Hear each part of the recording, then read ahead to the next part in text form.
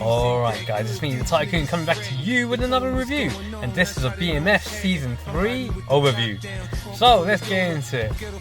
I want you guys first of all to wish me luck. Because I tell you what, this season, it took it out of the park. You've probably seen my Season 1 and Season 2 reviews. Well, Season 3 took it up another notch. It took it up in more ways than one. I mean, just in terms of the storyline, in terms of the antics, the stakes, but also production as well. And definitely there was an investment. There were bigger scenes on many areas. One of the big scenes was a massive shootout between not one but 3 gangs, all vying for a piece of the Atlanta spot. But it also worked out on more other areas too, where they looked at the historical side of things, and not just the glamorization of it, but the impact that it actually had on people. And this is, let's get into it. Black Mafia Family is about 2 brothers, Meech and Tyrell, and they are both going out there trying to establish a brand new hierarchy in the drug community without going down the road of killing everyone. This was the funny thing about the Black Mafia Family. They wanted to do things in a let me talk to you, let me pitch my idea to you. If you're okay with this, why don't you join us? That way. They wanted to do it that kind of way, like a real business.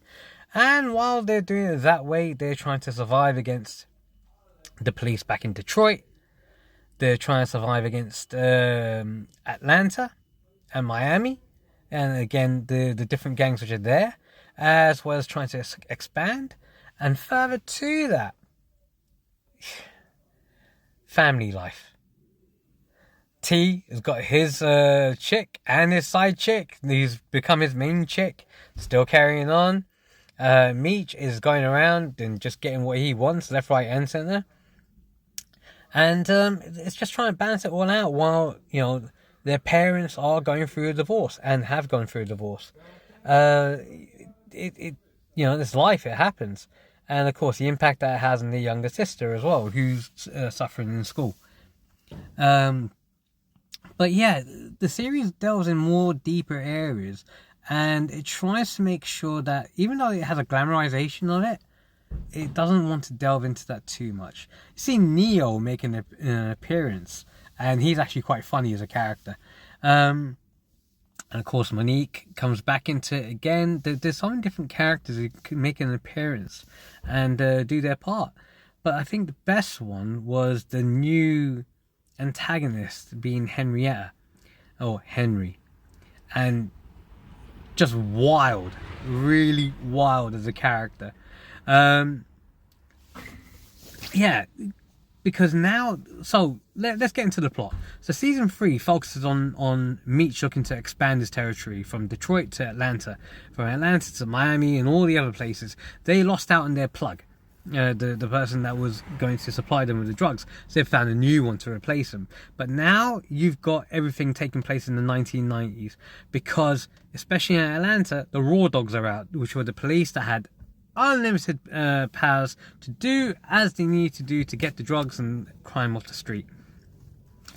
In the meantime, while Meech is out in Atlanta trying to build the network and push out, you've got T handling things back in Detroit as best as he can, would be the best way of putting it. He's handling it, but he doesn't want to play second fiddle, but he is. He's playing second fiddle to Meech, but he's doing a good job. He's handling it. He's making sure everyone's okay. He's got his legitimate business on the side, and he's taking care of Markeisha, the side chick who's now become the main chick. And it's just funny how he pursued her. But you've got all that taking place as well. It's just going off. It's going crazy. And again, the cops are still after the brothers. They're still after them. Except that it's gone to another stage. With the cops, their life is now explored.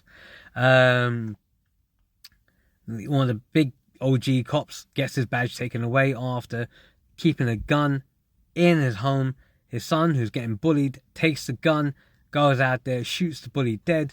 He's now put in juvenile jail, and of course, Dad has to do what he has to do to make sure his son is protected. So he goes and works for the bad guys.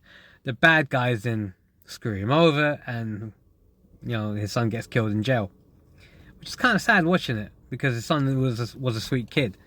The Kelly Hu's character as well.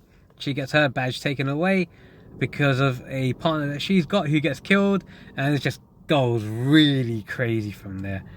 But I will say this, you need to watch this series. This series is brilliant. And of course, does everything work out for the BMF? Well, you see right at the beginning of every season how it works out for the BMF and it shows that crime doesn't pay. And in the beginning of season 3, you see them, both Meech and T, 2 brothers meeting up in jail.